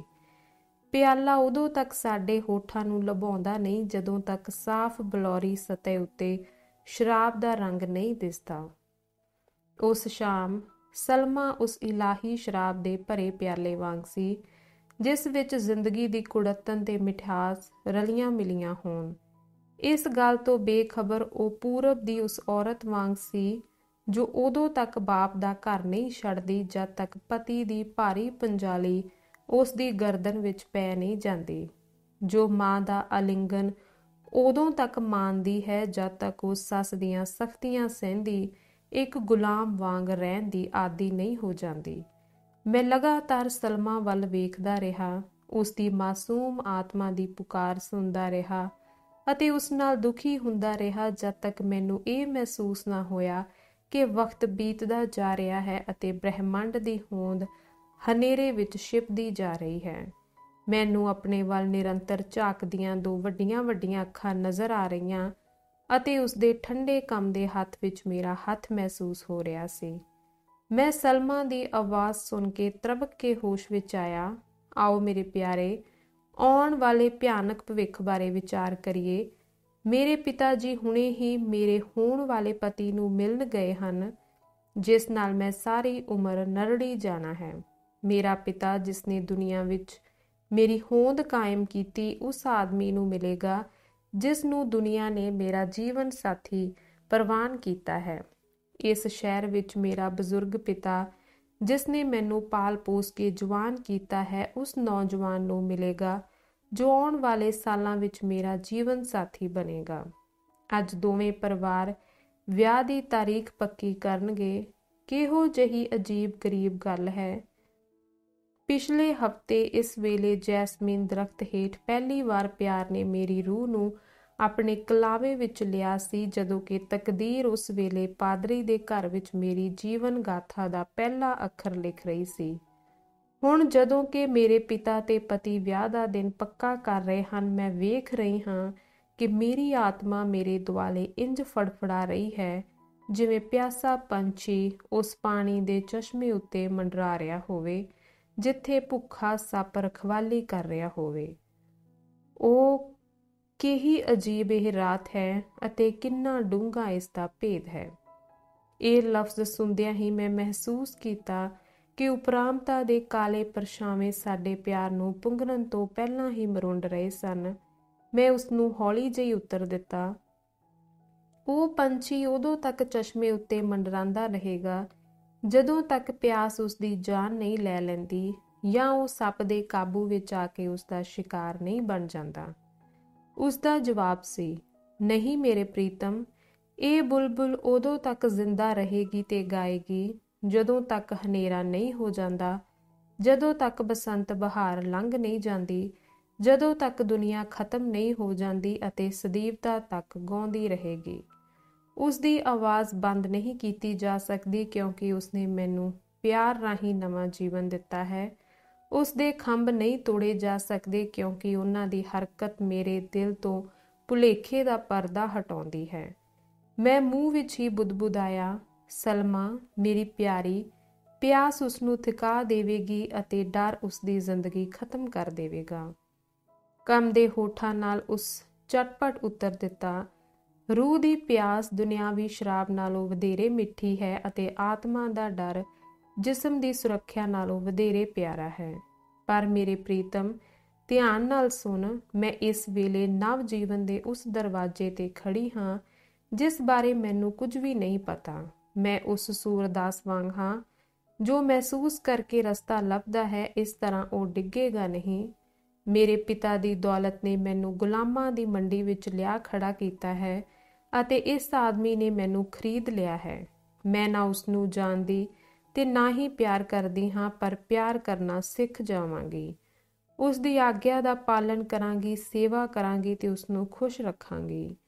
ਮੈਂ ਉਸਨੂੰ ਉਹ ਸਭ ਕੁਝ ਦੇਵਾਂਗੀ ਜੋ ਇੱਕ ਕਮਜ਼ੋਰ ਔਰਤ ਤਾਕਤਵਰ ਆਦਮੀ ਨੂੰ ਦੇ ਸਕਦੀ ਹੈ। ਪਰ ਮੇਰੇ ਪ੍ਰੀਤਮ, ਤੂੰ ਹਾਲਾਂ ਜਵਾਨ ਹੈ। ਜ਼ਿੰਦਗੀ ਦੇ ਵਿਸ਼ਾਲ ਰਾਹਾਂ, ਜਿੱਥੇ ਫੁੱਲਾਂ ਦੀ ਬਹਾਰ ਹੈ, ਉੱਤੇ ਆਜ਼ਾਦੀ ਨਾਲ ਚੱਲ ਫਿਰ ਸਕਦਾ ਹੈ। ਤੂੰ ਦੁਨੀਆ ਨੂੰ ਠੋਕਰ ਮਾਰ ਕੇ ਆਪਣੇ ਰਾਹਾਂ ਨੂੰ ਰੌਸ਼ਨ ਕਰ ਸਕਦਾ ਹੈ। ਤੂੰ ਆਜ਼ਾਦੀ ਨਾਲ ਸੋਚ ਸਕਦਾ, ਗੱਲਬਾਤ ਕਰ ਸਕਦਾ ਤੇ ਜੋ ਚਾਹੇ ਕਰ ਸਕਦਾ ਹੈ। ਤੂੰ ਜ਼ਿੰਦਗੀ ਦੇ ਚਿਹਰੇ ਉੱਤੇ ਆਪਣਾ ਨਾਂ ਉੱਕਰ ਸਕਦਾ ਹੈ, ਕਿਉਂਕਿ ਤੂੰ ਆਦਮੀ ਹੈ। ਤੂੰ ਆਪਣਾ ਮਾਲਕ ਆਪ ਹੈ, ਕਿਉਂਕਿ ਤੇਰੇ ਪਿਤਾ ਦੀ ਦੌਲਤ ਨੇ ਤੈਨੂੰ ਗੁਲਾਮਾਂ ਦੀ ਮੰਡੀ ਵਿੱਚ ਵਿਕਣ ਜਾਂ ਖਰੀਦੇ ਜਾਣ ਲਈ ਲਿਆ ਖੜਾ ਨਹੀਂ ਕੀਤਾ। ਤੂੰ ਆਪਣੀ ਮਰਜ਼ੀ ਦੀ ਲੜਕੀ ਨਾਲ ਸ਼ਾਦੀ ਕਰ ਸਕਦਾ ਤੇ ਇਸ ਤੋਂ ਪਹਿਲਾਂ ਕਿ ਉਹ ਤੇਰੇ ਘਰ ਵਿੱਚ ਕਦਮ ਰੱਖੇ, ਤੂੰ ਉਸਨੂੰ ਆਪਣੇ ਦਿਲ ਵਿੱਚ ਵਸਾ ਸਕਦਾ ਹੈ ਅਤੇ ਤੁਸੀਂ ਬਿਨਾਂ ਕਿਸੇ ਔਕੜ ਦੇ ਇੱਕ ਦੂਸਰੇ ਦੇ ਨੇੜੇ ਆ ਸਕਦੇ ਹੋ। ਕੁਝ ਦੇਰ ਚੁੱਪ ਛਾਈ ਰਹੀ ਅਤੇ ਫਿਰ ਸਲਮਾ ਨੇ ਕਹਿਣਾ ਜਾਰੀ ਰੱਖਿਆ, ਪਰ ਕੀ ਇਹ ਸੱਚ ਹੈ ਕਿ ਅਸੀਂ ਹੁਣ ਵਿਛੜ ਰਹੇ ਹਾਂ ਅਤੇ ਤੂੰ ਇੱਕ ਇੱਜ਼ਤ ਮਾਨ ਤੇ ਸ਼ਾਨ ਵਾਲਾ ਆਦਮੀ ਹੋਵੇਗਾ ਤੇ ਮੈਂ ਇੱਕ ਆਗਿਆਕਾਰੀ ਔਰਤ? ਇਹੀ ਕਾਰਨ ਹੈ ਕਿ ਬੁਲਬੁਲ ਦਾ ਗੀਤ ਡੂੰਘੀਆਂ ਘਾਟੀਆਂ ਵਿੱਚ ਗੂੰਜ ਕੇ ਖਤਮ ਹੋ ਜਾਂਦਾ ਹੈ। ਗੁਲਾਬ ਪੱਤੀਆਂ ਨੂੰ ਹਵਾ ਦੂਰ ਦੂਰ ਤੱਕ ਖਿੰਡਾ ਦਿੰਦੀ ਹੈ ਅਤੇ ਕਦਮ ਸ਼ਰਾਬ ਦੇ ਪਿਆਲੇ ਨੂੰ ਠੋਕਰ ਮਾਰ ਦਿੰਦੇ ਹਨ। ਕੀ ਜੋ ਰਾਤਾਂ ਅਸੀਂ ਜੈਸਮੀਨ ਦਰਖਤ ਹੇਠ ਚੰਦ ਚਾਂਦਨੀ ਮਾਣਦੇ ਬਿਤਾਈਆਂ ਤੇ ਸਾਡੀਆਂ ਰੂਹਾਂ ਦਾ ਮਿਲਨ ਹੋਇਆ, ਉਹ ਬੇਮਾਇਨਾ ਸਨ? ਕੀ ਅਸੀਂ ਤੇਜ਼ੀ ਨਾਲ ਸਿਤਾਰਿਆਂ ਦੀ ਦੁਨੀਆ ਵੱਲ ਨਹੀਂ ਵਧੇ ਜਦ ਤੱਕ ਸਾਡੇ ਖੰਭ ਥੱਕ ਨਾ ਗਏ, ਅਤੇ ਕੀ ਅਸੀਂ ਹੁਣ ਡੂੰਘਾਈ ਵੱਲ ਉਤਰ ਰਹੇ ਹਾਂ? ਕੀ ਉਦੋਂ ਪਿਆਰ ਸੁੱਤਾ ਪਿਆ ਸੀ ਜਦੋਂ ਸਾਡੇ ਕੋਲ ਆਇਆ, ਤੇ ਕੀ ਜਦੋਂ ਉਸਨੂੰ ਜਾਗ ਆਈ ਤਾਂ ਉਹ ਸਾਡੇ ਨਾਲ ਗੁੱਸੇ ਹੋ ਕੇ ਸਾਨੂੰ ਸਜ਼ਾ ਦੇਣ ਦਾ ਫੈਸਲਾ ਕਰ ਲਿਆ? ਜਾਂ ਕੀ ਸਾਡੀਆਂ ਆਤਮਾਵਾਂ ਨੇ ਰਾਤ ਦੀ ਰੁਮਕਦੀ ਹਵਾ ਨੂੰ ਝੱਖੜ ਵਿੱਚ ਬਦਲ ਦਿੱਤਾ ਹੈ, ਜਿਸ ਨੇ ਸਾਨੂੰ ਤੋੜ ਕੇ ਰੱਖ ਦਿੱਤਾ ਤੇ ਵਾਦੀਆਂ ਦੀ ਡੂੰਘਾਈ ਵਿੱਚ ਮਿੱਟੀ ਵਾਂਗ ਉਡਾ ਦਿੱਤਾ ਹੈ? ਅਸੀਂ ਕਿਸੇ ਇਲਾਹੀ ਹੁਕਮ ਦੀ ਅਵੱਗਿਆ ਨਹੀਂ ਕੀਤੀ, ਨਾ ਹੀ ਅਸੀਂ ਮਨਾਹੀ ਵਾਲੇ ਫਲ ਦਾ ਸਵਾਦ ਚੱਖਿਆ ਹੈ। ਤਾਂ ਫਿਰ ਕਿਹੜੀ ਤਾਕਤ ਹੈ ਜੋ ਸਾਨੂੰ ਸਵਰਗ ਛੱਡਣ ਲਈ ਮਜਬੂਰ ਕਰ ਰਹੀ ਹੈ? ਅਸੀਂ ਕਦੇ ਬਗਾਵਤ ਨਹੀਂ ਕੀਤੀ, ਗਦਰ ਨਹੀਂ ਕੀਤਾ, ਫਿਰ ਕਿਉਂ ਨਰਕ ਵੱਲ ਧੱਕੇ ਜਾ ਰਹੇ ਹਾਂ? ਨਹੀਂ ਨਹੀਂ, ਸਾਨੂੰ ਮਿਲਾਣ ਵਾਲੇ ਪਲ ਸਦੀਆਂ ਨਾਲੋਂ ਮਹਾਨ ਹਨ ਅਤੇ ਸਾਡੀਆਂ ਆਤਮਾਵਾਂ ਨੂੰ ਰੁਸ਼ਨਾਨ ਵਾਲੀ ਰੋਸ਼ਨੀ ਹਨੇਰੇ ਨਾਲੋਂ ਤਕੜੀ ਹੈ। ਜੇ ਸਾਗਰ ਵਿੱਚ ਆਇਆ ਤੂਫਾਨ ਸਾਨੂੰ ਵਿਛੋੜ ਰਿਹਾ ਹੈ ਤਾਂ ਲਹਿਰਾਂ ਸਾਨੂੰ ਮਿਲਾ ਕੇ ਕਿਨਾਰੇ ਲਾ ਦੇਣਗੀਆਂ, ਅਤੇ ਜੇ ਜ਼ਿੰਦਗੀ ਸਾਨੂੰ ਮਾਰ ਰਹੀ ਹੈ ਤਾਂ ਮੌਤ ਸਾਨੂੰ ਮਿਲਾ ਦੇਵੇਗੀ। ਇੱਕ ਔਰਤ ਦਾ ਦਿਲ ਵਕਤ ਜਾਂ ਮੌਸਮ ਨਾਲ ਹੀ ਬਦਲੇਗਾ, ਭਾਵੇਂ ਇਸ ਦੀ ਅੰਦਰੂਨੀ ਮੌਤ ਹੋ ਜਾਵੇ, ਇਹ ਵਿਨਾਸ਼ ਨਹੀਂ ਹੋਏਗੀ। ਇੱਕ ਔਰਤ ਦਾ ਦਿਲ ਉਸ ਧਰਤੀ ਵਾਂਗ ਹੈ ਜੋ ਜੰਗ ਦਾ ਮੈਦਾਨ ਬਣ ਜਾਂਦੀ ਹੈ। ਦਰਖਤ ਉਖੜ ਜਾਂਦੇ ਹਨ, ਘਾਹ ਸੜ ਜਾਂਦੀ ਹੈ ਅਤੇ ਚੱਟਾਨਾਂ ਖੂਨ ਨਾਲ ਲਾਲ ਹੋ ਜਾਂਦੀਆਂ ਹਨ ਅਤੇ ਜ਼ਮੀਨ ਹੱਡੀਆਂ ਤੇ ਢਾਂਚਿਆਂ ਨਾਲ ਭਰ ਜਾਂਦੀ ਹੈ, ਪਰ ਬਾਅਦ ਵਿੱਚ ਸਭ ਕੁਝ ਸ਼ਾਂਤ ਹੋ ਜਾਂਦਾ ਹੈ, ਜਿਵੇਂ ਕੁਝ ਵਾਪਰਿਆ ਹੀ ਨਾ ਹੋਵੇ, ਕਿਉਂਕਿ ਬਹਾਰ ਅਤੇ ਪਤਝੜ ਆਪਣੇ ਸਮੇਂ ਤੇ ਆਉਂਦੀ ਤੇ ਲੰਘ ਜਾਂਦੀ ਹੈ। ਮੇਰੇ ਪ੍ਰੀਤਮ, ਹੁਣ ਅਸੀਂ ਕੀ ਕਰਾਂਗੇ? ਅਸੀਂ ਕਿਵੇਂ ਵਿਛੜਾਂਗੇ ਅਤੇ ਕਦੋਂ ਮਿਲਾਂਗੇ? ਕੀ ਅਸੀਂ ਸੋਚ ਲਵਾਂਗੇ ਕਿ ਪਿਆਰ ਇੱਕ ਅਜਨਬੀ ਵਾਂਗ ਸ਼ਾਮ ਨੂੰ ਸਾਡੇ ਦਿਲ ਰੂਪੀ ਘਰ ਵਿੱਚ ਆਇਆ ਅਤੇ ਦਿਨ ਚੜ੍ਹਦਿਆਂ ਛੱਡ ਕੇ ਚਲਾ ਗਿਆ, ਜਾਂ ਇਸ ਪਿਆਰ ਨੂੰ ਇੱਕ ਸੁਪਨਾ ਸਮਝ ਲਈਏ ਜੋ ਨੀਂਦ ਵਿੱਚ ਆਇਆ ਅਤੇ ਜਾਗਦਿਆਂ ਗਾਇਬ ਹੋ ਗਿਆ? ਕੀ ਇਸ ਹਫ਼ਤੇ ਨੂੰ ਅਸੀਂ ਨਸ਼ੇ ਦੀਆਂ ਘੜੀਆਂ ਸਮਝ ਲਈਏ ਜੋ ਗੰਭੀਰਤਾ ਵਿੱਚ ਬਦਲ ਗਈਆਂ? ਮੇਰੇ ਪ੍ਰੀਤਮ, ਮੂੰਹ ਉੱਚਾ ਚੁੱਕ, ਮੈਨੂੰ ਆਪਣੇ ਵੱਲ ਚੰਗੀ ਤਰ੍ਹਾਂ ਵੇਖ ਲੈਣ ਦੇ। ਮੂੰਹੋਂ ਕੁਝ ਬੋਲ ਤਾਂ ਕਿ ਮੈਂ ਆਪਣੀ ਆਵਾਜ਼ ਸੁਣ ਸਕਾਂ। ਮੇਰੇ ਨਾਲ ਗੱਲ ਕਰ ਕਿ ਇਸ ਤੂਫਾਨ ਨਾਲ ਆਪਣੇ ਪਿਆਰ ਦਾ ਜਹਾਜ਼ ਡੁੱਬ ਜਾਣ ਮਗਰੋਂ ਤੂੰ ਮੈਨੂੰ ਯਾਦ ਕਰੇਗਾ? ਕੀ ਰਾਤ ਦੀ ਚੁੱਪੀ ਵਿੱਚ ਤੂੰ ਮੇਰੇ ਖੰਭਾਂ ਦੀ ਫੜਫੜਾਹਟ ਸੁਣੇਗਾ? ਕੀ ਤੂੰ ਆਪਣੇ ਉੱਤੇ ਮੰਡਰਾਂਦੀ ਮੇਰੀ ਆਤਮਾ ਦੀ ਆਵਾਜ਼ ਸੁਣੇਗਾ? ਕੀ ਤੈਨੂੰ ਮੇਰੇ ਹੌਂਕੇ ਸੁਣਾਈ ਦੇਣਗੇ? ਕੀ ਤੂੰ ਮੇਰੀ ਪਰਛਾਈ ਨੂੰ ਵੇਖੇਗਾ ਜੋ ਧੁੰਦਲਕੇ ਵਿੱਚ ਪ੍ਰਗਟ ਹੁੰਦੀ ਅਤੇ ਪ੍ਰਭਾਤ ਹੁੰਦਿਆਂ ਅਲੋਪ ਹੋ ਜਾਂਦੀ ਹੈ? ਦੱਸ ਮੇਰੇ ਪਿਆਰੇ, ਮੇਰੀਆਂ ਨਜ਼ਰਾਂ ਦੀਆਂ ਜਾਦੂਈ ਰਿਸ਼ਮਾਂ, ਮੇਰੇ ਕੰਨਾਂ ਵਿੱਚ ਗੂੰਜਦੇ ਮਿੱਠੇ ਗੀਤ ਅਤੇ ਮੇਰੀ ਰੂਹ ਦੇ ਖੰਭਾਂ ਤੋਂ ਬਿਨਾਂ ਤੂੰ ਕੀ ਹੋਵੇਂਗਾ? ਤੇਰਾ ਰਵੱਈਆ ਕੀ ਹੋਵੇਗਾ? ਉਸ ਦੇ ਇਨ੍ਹਾਂ ਸ਼ਬਦਾਂ ਨੇ ਮੇਰਾ ਅੰਦਰ ਪਿਘਲਾ ਦਿੱਤਾ ਤੇ ਮੇਰਾ ਉੱਤਰ ਸੀ, ਮੈਂ ਉਹੀ ਕੁਝ ਹੋਵਾਂਗਾ ਜੋ ਤੂੰ ਚਾਹੇਂਗੀ ਮੇਰੀ ਪ੍ਰਿਯਤਮਾ। ਉਹ ਫਿਰ ਬੋਲੀ, ਮੈਂ ਚਾਹੁੰਦੀ ਹਾਂ ਤੂੰ ਮੈਨੂੰ ਇਸ ਤਰ੍ਹਾਂ ਪਿਆਰ ਕਰੇ ਜਿਵੇਂ ਇੱਕ ਕਵੀ ਆਪਣੇ ਗਮਗੀਨ ਵਿਚਾਰਾਂ ਨੂੰ। ਤੂੰ ਮੈਨੂੰ ਇਸ ਤਰ੍ਹਾਂ ਯਾਦ ਕਰੀ ਜਿਵੇਂ ਕੋਈ ਯਾਤਰੀ ਸ਼ਾਂਤ ਝੀਲ ਵਿੱਚੋਂ ਪਾਣੀ ਪੀਂਦਿਆਂ ਆਪਣੀ ਪਰਛਾਈ ਵੇਖਦਾ ਹੈ। ਤੂੰ ਮੈਨੂੰ ਇਸ ਤਰ੍ਹਾਂ ਯਾਦ ਕਰੀ ਜਿਵੇਂ ਇੱਕ ਮਾਂ ਜਨਮ ਲੈਣ ਤੋਂ ਪਹਿਲਾਂ ਮਰ ਚੁੱਕੇ ਬੱਚੇ ਨੂੰ ਕਰਦੀ ਹੈ, ਜਾਂ ਫਿਰ ਇਸ ਤਰ੍ਹਾਂ ਯਾਦ ਕਰੀ ਜਿਵੇਂ ਇੱਕ ਕਿਰਪਾਲੂ ਰਾਜਾ ਉਸ ਕੈਦੀ ਨੂੰ ਕਰਦਾ ਹੈ ਜੋ ਮਾਫੀ ਦਾ ਹੁਕਮ ਪਹੁੰਚਣ ਤੋਂ ਪਹਿਲਾਂ ਫਾਂਸੀ ਚੜ੍ਹਾ ਦਿੱਤਾ ਗਿਆ ਹੋਵੇ। ਮੈਂ ਚਾਹੁੰਦੀ ਹਾਂ ਤੂੰ ਮੇਰਾ ਸਾਥੀ ਬਣਿਆ ਰਹੇ ਅਤੇ ਮੇਰੀ ਇਹ ਵੀ ਇੱਛਾ ਹੈ ਕਿ ਤੂੰ ਮੇਰੇ ਪਿਤਾ ਕੋਲ ਆ ਕੇ ਇਕੱਲ ਵਿੱਚ ਉਸਨੂੰ ਧੀਰਜ ਦੇਵੀਂ, ਕਿਉਂਕਿ ਮੈਂ ਛੇਤੀ ਹੀ ਉਸਨੂੰ ਛੱਡ ਕੇ ਇੱਕ ਅਜਨਬੀ ਬਣ ਜਾਵਾਂਗੀ। ਮੈਂ ਉਸਨੂੰ ਧਰਵਾਸ ਦੇਂਦੇ ਕਿਹਾ, ਮੈਂ ਉਸੇ ਤਰ੍ਹਾਂ ਕਰਾਂਗਾ ਜੋ ਤੂੰ ਕਿਹਾ ਹੈ ਅਤੇ ਮੇਰੀ ਰੂਹ ਤੇਰੀ ਰੂਹ ਲਈ ਸੁਰੱਖਿਅਤ ਜਗ੍ਹਾ ਬਣੇਗੀ। ਮੇਰਾ ਦਿਲ ਤੇਰੀ ਖੂਬਸੂਰਤੀ ਲਈ ਰਿਹਾਇਸ਼ਗਾਹ ਅਤੇ ਮੇਰੀ ਛਾਤੀ ਤੇਰੇ ਦੁੱਖਾਂ ਲਈ ਕਬਰ ਹੋਵੇਗੀ। ਸਲਮਾ, ਤੈਨੂੰ ਉਸੇ ਤਰ੍ਹਾਂ ਪਿਆਰ ਕਰਾਂਗਾ ਜਿਵੇਂ ਘਾਹ ਵਾਲਾ ਖੁੱਲ੍ਹਾ ਮੈਦਾਨ ਮੌਸਮੀ ਬਹਾਰ ਨੂੰ ਕਰਦਾ ਹੈ, ਅਤੇ ਮੈਂ ਤੇਰੇ ਅੰਦਰ ਇੰਜ ਵਸ ਜਾਵਾਂਗਾ ਜਿਵੇਂ ਸੂਰਜ ਦੀਆਂ ਕਿਰਨਾਂ ਹੇਠ ਫੁੱਲ ਦੀ ਜ਼ਿੰਦਗੀ ਹੋਵੇ। ਮੈਂ ਤੇਰਾ ਨਾਂ ਇਸ ਤਰ੍ਹਾਂ ਲਵਾਂਗਾ ਜਿਵੇਂ ਪਿੰਡ ਦੇ ਚਰਚ ਦੀਆਂ ਘੰਟੀਆਂ ਦੀ ਗੂੰਜ ਘਾਟੀਆਂ ਵਿੱਚ ਗੂੰਜ ਉੱਠਦੀ ਹੈ। ਮੈਂ ਤੇਰੀ ਰੂਹ ਦੀ ਆਵਾਜ਼ ਇਸ ਤਰ੍ਹਾਂ ਸੁਣਾਂਗਾ ਜਿਵੇਂ ਸਾਗਰ ਦਾ ਕੰਢਾ ਲਹਿਰਾਂ ਦੀ ਕਹਾਣੀ ਸੁਣਦਾ ਹੈ। ਮੈਂ ਤੈਨੂੰ ਇੰਜ ਯਾਦ ਕਰਾਂਗਾ ਜਿਵੇਂ ਇੱਕ ਅਜਨਬੀ ਆਪਣੇ ਪਿਆਰੇ ਵਤਨ, ਅਤੇ ਜਿਵੇਂ ਭੁੱਖਾ ਆਦਮੀ ਮਹਾਭੋਜ ਨੂੰ, ਜਿਵੇਂ ਤਖਤੋਂ ਲੱਥਾ ਰਾਜਾ ਬੀਤੇ ਦਿਨਾਂ ਦੀ ਸ਼ਾਨ ਨੂੰ, ਜਿਵੇਂ ਕੋਈ ਕੈਦੀ ਸੁਖਾਲੇ ਤੇ ਆਜ਼ਾਦ ਪਲਾਂ ਨੂੰ। ਮੈਂ ਉਸੇ ਤਰ੍ਹਾਂ ਯਾਦ ਕਰਾਂਗਾ ਜਿਵੇਂ ਕਿਸਾਨ ਵਾਹੀ ਧਰਤੀ ਉੱਤੇ ਕਣਕ ਦੇ ਲੱਗੇ ਭੰਡਾਰ ਨੂੰ, ਅਤੇ ਜਿਵੇਂ ਇੱਕ ਚਰਵਾਹਾ ਹਰੇ ਭਰੇ ਮੈਦਾਨ ਅਤੇ ਮਿੱਠੇ ਚਸ਼ਮਿਆਂ ਨੂੰ। ਸਲਮਾ ਧੜਕਦੇ ਦਿਲ ਨਾਲ ਮੇਰਾ ਲਫ਼ਜ਼ ਸੁਣਦੀ ਰਹੀ ਅਤੇ ਕਹਿਣ ਲੱਗੀ, ਕੱਲ ਨੂੰ ਸੱਚਾਈ ਬੀਤੇ ਦੀ ਗੱਲ ਹੋ ਜਾਵੇਗੀ ਅਤੇ ਚੇਤਨਤਾ ਇੱਕ ਸੁਪਨੇ ਵਾਂਗ। ਕੀ ਇੱਕ ਪ੍ਰੇਮੀ ਬੀਤੇ ਨੂੰ ਗਲ ਨਾਲ ਲਾ ਕੇ ਸੰਤੁਸ਼ਟ ਹੋਵੇਗਾ, ਜਾਂ ਕਿ ਇੱਕ ਪਿਆਸਾ ਮਨੁੱਖ ਸੁਪਨੇ ਵਿੱਚ ਕਦੇ ਚਸ਼ਮੇ ਨਾਲ ਆਪਣੀ ਪਿਆਸ ਬੁਝਾ ਸਕਦਾ ਹੈ? ਮੈਂ ਮੋੜਵਾਂ ਜਵਾਬ ਦਿੱਤਾ, ਕੱਲ ਨੂੰ ਤਕਦੀਰ ਤੈਨੂੰ ਅਮਨ ਭਰੇ ਪਰਿਵਾਰ ਵਿੱਚ ਲੈ ਜਾਏਗੀ ਅਤੇ ਮੈਨੂੰ ਸੰਘਰਸ਼ ਦੀ ਦੁਨੀਆ ਵਿੱਚ ਲਿਆ ਖੜਾ ਕਰੇਗੀ। ਤੂੰ ਅਜਿਹੇ ਆਦਮੀ ਦੇ ਘਰ ਹੋਵੇਂਗੀ ਜੋ ਤੇਰੀ ਖੂਬਸੂਰਤੀ ਤੇ ਨੇਕੀ ਨਾਲ ਮਾਲਾ ਮਾਲ ਹੋ ਜਾਵੇਗਾ, ਪਰ ਮੈਂ ਦੁੱਖ ਤੇ ਡਰ ਦੀ ਜ਼ਿੰਦਗੀ ਜੀ ਰਿਹਾ ਹੋਵਾਂਗਾ। ਤੂੰ ਜ਼ਿੰਦਗੀ ਦੇ ਦਰਵਾਜ਼ੇ ਤੇ ਕਦਮ ਰੱਖੇਂਗੀ ਜਦੋਂ ਕਿ ਮੈਂ ਮੌਤ ਤੇ ਤੇਰੀ ਖਾਤਰਦਾਰੀ ਹੁੰਦੀ ਹੋਵੇਗੀ, ਜਦ ਕਿ ਮੈਂ ਇਕੱਲ ਭੁਗਤ ਰਿਹਾ ਹੋਵਾਂਗਾ, ਪਰ ਮੈਂ ਮੌਤ ਦੀ ਘਾਟੀ ਵਿੱਚ ਵੀ ਪਿਆਰ ਤੇ ਪੂਜਾ ਦਾ ਬੁੱਤ ਖੜਾ ਕਰ ਦਿਆਂਗਾ। ਪਿਆਰ ਹੀ ਮੈਨੂੰ ਸਕੂਨ ਦੇਵੇਗਾ ਅਤੇ ਮੈਂ ਪਿਆਰ ਨੂੰ ਸ਼ਰਾਬ ਵਾਂਗ ਪੀਆਂਗਾ ਤੇ ਕੱਪੜਿਆਂ ਵਾਂਗ ਪਹਿਨਾਂਗਾ। ਪ੍ਰਭਾਤ ਵੇਲੇ ਪਿਆਰ ਮੈਨੂੰ ਨੀਂਦ ਤੋਂ ਜਗਾਏਗਾ ਤੇ ਦੂਰ ਖੇਤਾਂ ਵੱਲ ਲੈ ਤੁਰੇਗਾ, ਅਤੇ ਦੁਪਹਿਰ ਵੇਲੇ ਦਰਖਤਾਂ ਦੇ ਸਾਏ ਵੱਲ ਨੂੰ, ਜਿੱਥੇ ਮੈਂ ਵੀ ਪੰਛੀਆਂ ਵਾਂਗ ਸੂਰਜ ਦੀ ਗਰਮੀ ਤੋਂ ਬਚਣ ਲਈ ਸ਼ਰਨ ਲਵਾਂਗਾ। ਸ਼ਾਮ ਨੂੰ ਸੂਰਜ ਅਸਤ ਹੋਣ ਤੋਂ ਪਹਿਲਾਂ ਇਹ ਮੈਨੂੰ ਚੁੱਪ ਹੋਣ ਲਈ ਕਹੇਗਾ, ਤਾਂ ਕਿ ਢਲਦੇ ਦਿਨ ਲਈ ਕੁਦਰਤ ਦਾ ਅਲਵਿਦਾ ਗੀਤ ਸੁਣ ਸਕਾਂ, ਅਤੇ ਆਕਾਸ਼ ਵਿੱਚ ਤੈਰਦੇ ਬੱਦਲਾਂ ਦੇ ਦਰਸ਼ਨ ਕਰਾਏਗਾ। ਰਾਤ ਵੇਲੇ ਪਿਆਰ ਮੈਨੂੰ ਕਲਾਵੇ ਵਿੱਚ ਲੈ ਲਵੇਗਾ ਤੇ ਮੈਂ ਸੌਂ ਜਾਵਾਂਗਾ ਉਸ ਇਲਾਹੀ ਸੰਸਾਰ ਦੇ ਸੁਪਨੇ ਲੈਂਦਿਆਂ ਜਿੱਥੇ ਪ੍ਰੇਮੀਆਂ ਤੇ ਕਵੀਆਂ ਦੀਆਂ ਆਤਮਾਵਾਂ ਵਸਦੀਆਂ ਹਨ। ਬਸੰਤ ਰੁੱਤ ਵਿੱਚ ਮੈਂ ਪਿਆਰ ਦੇ ਕਦਮ ਨਾਲ ਕਦਮ ਮਿਲਾਉਂਦਾ ਹੋਇਆ ਬਣ ਫਸੇ ਤੇ ਜੈਸਮੀਨ ਫੁੱਲਾਂ ਵਿੱਚ ਤੁਰਦਾ ਹੋਇਆ ਲਿੱਲੀ ਰੂਪੀ ਪਿਆਲਿਆਂ ਵਿੱਚ ਸਰਦ ਰੁੱਤ ਦੇ ਰਹਿੰਦੇ ਕਤਰੇ ਪੀਆਂਗਾ। ਗਰਮੀਆਂ ਵਿੱਚ ਫੱਕ ਦੇ ਢੇਰ ਨੂੰ ਸਿਰਹਾਣਾ ਤੇ ਘਾਹ ਨੂੰ ਬਿਸਤਰਾ ਤੇ ਨੀਲੇ ਅਸਮਾਨ ਨੂੰ ਚਾਦਰ ਬਣਾ ਕੇ ਚੰਦ ਤਾਰਿਆਂ ਨੂੰ ਵੇਖਾਂਗਾ। ਪਤਝੜ ਵਿੱਚ ਪਿਆਰ ਅਤੇ ਮੈਂ ਅੰਗੂਰਾਂ ਦੀ ਬਗੀਚੀ ਵਿੱਚ ਜਾ ਕੇ ਬੈਠ ਸ਼ਰਾਬ ਨਿਕਲਦੀ ਅੰਗੂਰਾਂ ਨੂੰ ਨਪੀੜੇ ਜਾਂਦੇ ਵੇਖਾਂਗਾ ਤੇ ਪੰਛੀਆਂ ਦੇ ਝੁੰਡ ਸਾਡੇ ਸਿਰਾਂ ਤੇ ਮੰਡਰਾ ਰਹੇ ਹੋਣਗੇ। ਸਰਦੀਆਂ ਵਿੱਚ ਅਸੀਂ ਅੰਗੀਠੀ ਕੋਲ ਬੈਠ ਕੇ ਅੱਗ ਸੇਕਾਂਗੇ, ਨਾਲੇ ਪੁਰਾਣੀਆਂ ਕਹਾਣੀਆਂ ਤੇ ਦੂਰ ਦੇਸ਼ਾਂ ਦੀਆਂ ਇਤਿਹਾਸਿਕ ਘਟਨਾਵਾਂ ਨੂੰ ਦੁਹਰਾਵਾਂਗੇ। ਜਵਾਨੀ ਵਿੱਚ ਪਿਆਰ ਮੇਰਾ ਗੁਰੂ ਹੋਵੇਗਾ, ਵਿਚਲੀ ਉਮਰੇ ਮੇਰਾ ਸਹਾਰਾ ਤੇ ਬੁਢਾਪੇ ਵਿੱਚ ਮੇਰੀ ਖੁਸ਼ੀ।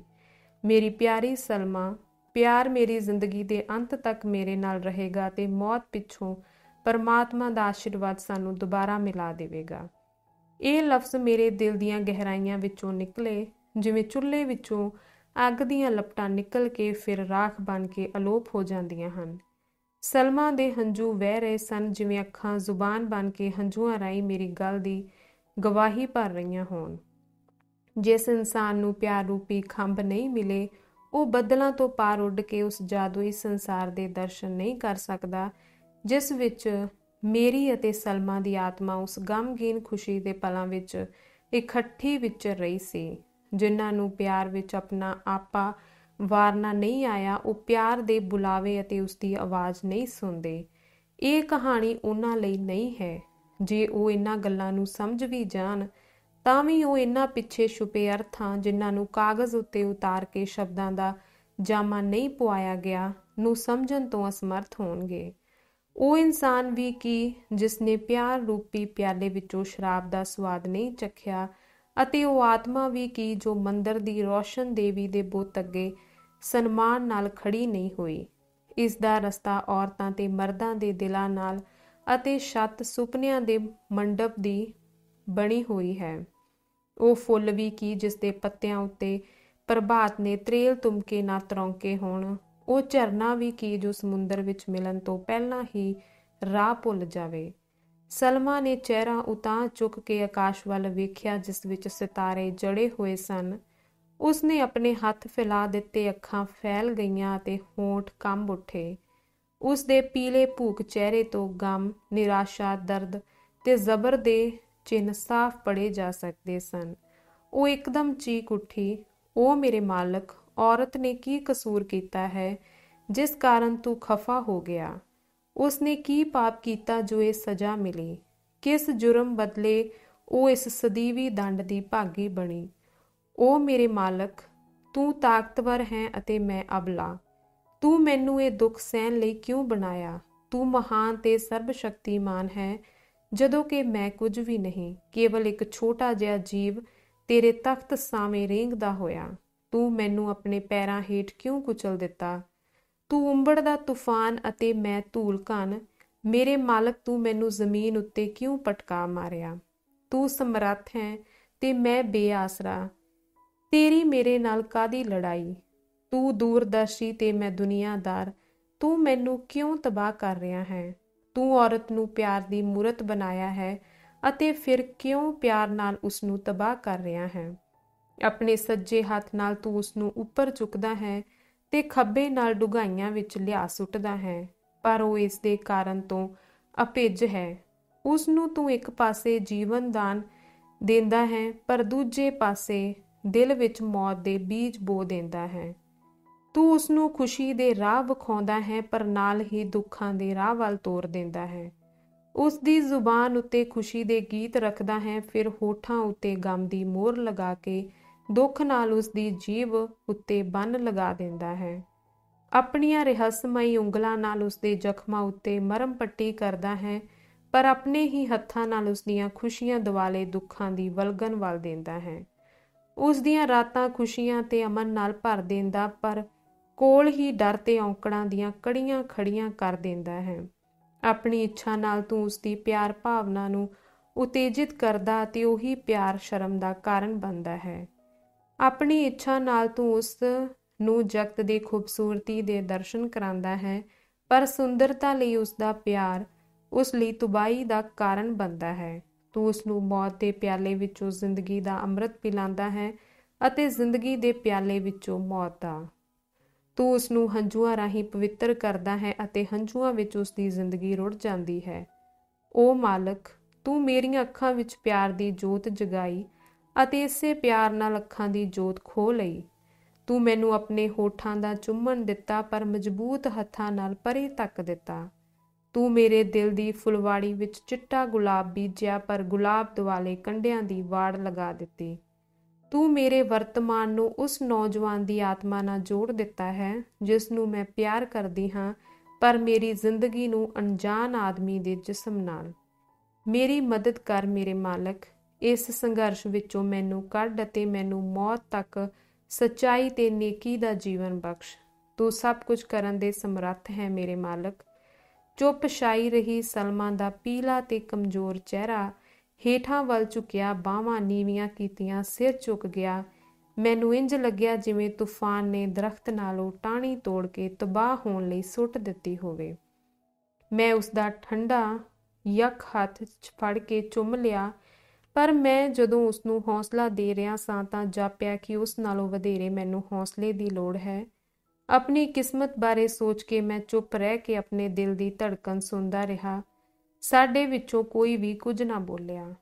ਅੰਤਾਂ ਦੇ ਦੁੱਖ ਵੇਲੇ ਚੁੱਪ ਭਲੀ, ਇਸ ਲਈ ਅਸੀਂ ਚੁੱਪ ਹੀ ਬੈਠੇ ਰਹੇ, ਜਿਵੇਂ ਸੰਗਮਰਮਰ ਦਾ ਥੰਬ ਭੁਚਾਲ ਦੀ ਰੇਤ ਹੇਠ ਦਬ ਗਿਆ ਹੋਵੇ। ਸਾਨੂੰ ਇੱਕ ਦੂਜੇ ਨੂੰ ਸੁਣਨ ਦੀ ਇੱਛਾ ਵੀ ਨਹੀਂ ਸੀ, ਕਿਉਂਕਿ ਸਾਡੇ ਦਿਲ ਦੀਆਂ ਨਸਾਂ ਢਿੱਲੀਆਂ ਤੇ ਕਮਜ਼ੋਰ ਪੈ ਗਈਆਂ ਤੇ ਸਾਹ ਲੈਣਾ ਔਖਾ ਕਰ ਦਿੱਤਾ ਸੀ। ਅੱਧੀ ਰਾਤ ਹੋਣ ਵਾਲੀ ਸੀ ਅਤੇ ਸਨਨ ਪਹਾੜ ਦੇ ਪਿੱਛੋਂ ਚੰਦਰਮਾ ਉੱਚਾ ਉੱਠ ਰਿਹਾ ਤਾਰਿਆਂ ਵਿੱਚ ਇੰਜ ਲੱਗ ਰਿਹਾ ਸੀ ਜਿਵੇਂ ਮੋਮਬੱਤੀ ਦੀ ਧੀਮੀ ਰੌਸ਼ਨੀ ਵਿੱਚ ਕਫਨ ਨਾਲ ਢੱਕਿਆ ਲਾਸ਼ ਦਾ ਚਿਹਰਾ, ਅਤੇ ਲੈਬਨਾਨ ਉਸ ਬਜ਼ੁਰਗ ਆਦਮੀ ਵਾਂਗ ਜਿਸ ਦੀ ਕਮਰ ਉਮਰ ਢਲਣ ਕਰਕੇ ਝੁਕੀ ਹੋਵੇ ਤੇ ਅੱਖਾਂ ਉਨੀਂਦਰੇ ਕਾਰਨ ਬੋਝਲ ਹਨੇਰੇ ਵਿੱਚ ਤੱਕਦੀਆਂ ਪ੍ਰਭਾਤ ਦੀ ਇੰਤਜ਼ਾਰ ਕਰ ਰਹੀਆਂ ਹੋਣ, ਜਿਵੇਂ ਕੋਈ ਰਾਜਾ ਆਪਣੇ ਮਹਿਲ ਦੇ ਮਲਬੇ ਵਿੱਚ ਆਪਣੇ ਤਖਤ ਦੀ ਰਾਖ ਉੱਤੇ ਬੈਠਾ ਹੋਵੇ। ਪਰਬਤ, ਦਰਖਤ ਤੇ ਦਰਿਆ ਵਕਤ ਦੀ ਰਫ਼ਤਾਰ ਤੇ ਮੌਸਮ ਮੁਤਾਬਕ ਆਪਣੀ ਦਿੱਖ ਬਦਲ ਲੈਂਦੇ ਹਨ। ਜਿਵੇਂ ਇੱਕ ਮਨੁੱਖ ਵਿੱਚ ਤਜਰਬੇ ਤੇ ਜਜ਼ਬੇ ਨਾਲ ਤਬਦੀਲੀ ਆਉਂਦੀ ਹੈ। ਚਿਨਾਰ ਦਾ ਉੱਚਾ ਲੰਮਾ ਰੁੱਖ ਦਿਨ ਵੇਲੇ ਲਾੜੇ ਵਾਂਗ ਲੱਗਦਾ, ਪਰ ਸ਼ਾਮ ਵੇਲੇ ਧੂਏਂ ਦਾ ਥੰਮਲਾ ਜਾਪਦਾ ਹੈ। ਵੱਡੀ ਚਟਾਨ ਜੋ ਦੁਪਹਿਰ ਵੇਲੇ ਮਜ਼ਬੂਤ ਖੜੀ ਹੁੰਦੀ ਹੈ, ਰਾਤ ਵੇਲੇ ਦੁਖੀ ਅਨਾਥ ਜਿਹੀ ਲੱਗੇਗੀ। ਧਰਤੀ ਜਿਸ ਦਾ ਬਿਸਤਰਾ ਤੇ ਆਕਾਸ਼ ਜਿਸ ਦੀ ਓੜ੍ਹਨੀ ਹੋਵੇ, ਅਤੇ ਚਸ਼ਮਾ ਜੋ ਸਵੇਰ ਵੇਲੇ ਚਮਕਦਾ ਤੇ ਸਦੀਵਤਾ ਦੇ ਗੀਤ ਗਾਉਂਦਾ ਦਿਸਦਾ ਹੈ, ਰਾਤ ਵੇਲੇ ਹੰਝੂਆਂ ਦੀ ਨਦੀ ਵਿੱਚ ਬਦਲ ਜਾਂਦਾ ਹੈ, ਜਿਵੇਂ ਇੱਕ ਮਾਂ ਬੱਚੇ ਤੋਂ ਵਾਂਝੀ ਹੋ ਕੇ ਕੁਰਲਾਉਂਦੀ ਹੈ। ਅਤੇ ਲੈਬਨਾਨ ਜੋ ਇੱਕ ਹਫ਼ਤਾ ਪਹਿਲਾਂ ਸ਼ਾਨਦਾਰ ਜਾਪਦਾ ਸੀ, ਜਦੋਂ ਚੰਦਰਮਾ ਆਪਣੇ ਜੋਬਨ ਤੇ ਸੀ ਤੇ ਸਾਡੀਆਂ ਆਤਮਾਵਾਂ ਖੁਸ਼ ਸਨ, ਉਸ ਰਾਤ ਇਕੱਲਾ ਤੇ ਗਮਗੀਨ ਜਾਪ ਰਿਹਾ ਸੀ। ਅਸੀਂ ਉੱਠ ਖੜੇ ਹੋਏ ਤੇ ਇੱਕ ਦੂਜੇ ਨੂੰ ਅਲਵਿਦਾ ਕਹੀ, ਪਰ ਪਿਆਰ ਤੇ ਨਿਰਾਸ਼ਾ ਦੋ ਪਰਛਾਈਆਂ ਵਾਂਗ ਸਾਡੇ ਵਿਚਕਾਰ ਆ ਖੜੇ ਹੋਏ। ਇੱਕ ਨੇ ਆਪਣੇ ਪੰਜਿਆਂ ਵਿੱਚ ਸਾਡੀਆਂ ਗਰਦਨਾਂ ਦਬੋਚੀਆਂ ਤੇ ਰੋਂਦੀ ਸੀ ਕਿ ਜਦੋਂ ਕਿ ਦੂਸਰੀ ਮੀਸਨਾ ਹੱਸਦੀ ਸੀ। ਜਿਉਂ ਹੀ ਮੈਂ ਸਲਮਾ ਦਾ ਹੱਥ ਫੜ ਕੇ ਆਪਣੇ ਹੋਠਾਂ ਤੱਕ ਖੜਿਆ, ਉਸਨੇ ਮੇਰੇ ਕੋਲ ਨੇੜੇ ਆ ਕੇ ਮੇਰੇ ਮੱਥੇ ਨੂੰ ਚੁੰਮ ਲਿਆ ਤੇ ਲੱਕੜ ਦੇ ਬੈਂਚ ਉੱਤੇ ਬਹਿ ਗਈ। ਆਪਣੀਆਂ ਅੱਖਾਂ ਮੀਟ ਕੇ ਹੌਲੀ ਜਿਹੀ ਬੁਦਬੁਦਾਈ, "ਉਹ ਮਾਲਕ, ਮੇਰੇ ਤੇ ਦਇਆ ਕਰ ਤੇ ਮੇਰੇ ਟੁੱਟੇ ਖੰਭਾਂ ਨੂੰ ਜੋੜ ਦੇ।" ਜਿਉਂ ਹੀ ਮੈਂ ਸਲਮਾ ਨੂੰ ਬਾਗ ਵਿੱਚ ਛੱਡ ਕੇ ਤੁਰਿਆ, ਮੈਨੂੰ ਲੱਗਿਆ ਮੇਰੇ ਹੋਸ਼ ਹਵਾਸ ਉੱਤੇ ਪਰਦਾ ਪੈ ਗਿਆ ਹੈ, ਜਿਵੇਂ ਝੀਲ ਦੀ ਸਤ੍ਹਾ ਧੁੰਦ ਹੇਠ ਛੁਪ ਜਾਂਦੀ ਹੈ। ਰੁੱਖਾਂ ਦੀ ਖੂਬਸੂਰਤੀ, ਚੰਦ ਦੀ ਚਾਨਣੀ, ਡੂੰਘੀ ਚੁੱਪ, ਸਭ ਕੁਝ ਮੈਨੂੰ ਭੈੜਾ ਤੇ ਡਰਾਉਣਾ ਜਾਪਿਆ। ਅਸਲੀ ਰੌਸ਼ਨੀ ਜਿਸਨੇ ਮੈਨੂੰ ਬ੍ਰਹਿਮੰਡ ਦੀ ਸੁੰਦਰਤਾ ਤੇ ਅਜੂਬਿਆਂ ਦੇ ਦਰਸ਼ਨ ਕਰਵਾਏ, ਅੱਗ ਦੀ ਲਾਟ ਜਿਸਨੇ ਮੇਰਾ ਸੀਨਾ ਸਾੜ ਦਿੱਤਾ, ਵਿੱਚ ਬਦਲ ਗਿਆ। ਸਦੀਵਤਾ ਦਾ ਸੰਗੀਤ ਜੋ ਮੈਂ ਸੁਣਦਾ ਹੁੰਦਾ ਸਾਂ, ਸ਼ੇਰ ਦੀ ਗਰਜ ਨਾਲੋਂ ਵੀ ਡਰਾਉਣਾ ਤੇ ਦਿਲ ਕੰਬਾਊ ਜਾਪਿਆ। ਮੈਂ ਆਪਣੇ ਕਮਰੇ ਵਿੱਚ ਪੁੱਜ ਕੇ ਬਿਸਤਰੇ ਉੱਤੇ ਇੰਜ ਡਿੱਗ ਪਿਆ, ਜਿਵੇਂ ਜ਼ਖਮੀ ਪੰਛੀ ਸ਼ਿਕਾਰੀ ਦੀ ਸੱਟ ਖਾ ਕੇ। ਸਲਮਾ ਦੇ ਕਹੇ ਸ਼ਬਦ ਮੇਰੇ ਕੰਨਾਂ ਵਿੱਚ ਗੂੰਜਣ ਲੱਗੇ, "ਓ ਪਿਤਾ ਪਰਮਾਤਮਾ, ਮੇਰੇ ਤੇ ਦਇਆ ਕਰ ਅਤੇ ਮੇਰੇ ਟੁੱਟੇ ਖੰਭਾਂ ਨੂੰ ਜੋੜ ਦੇ।" ਧੰਨਵਾਦ।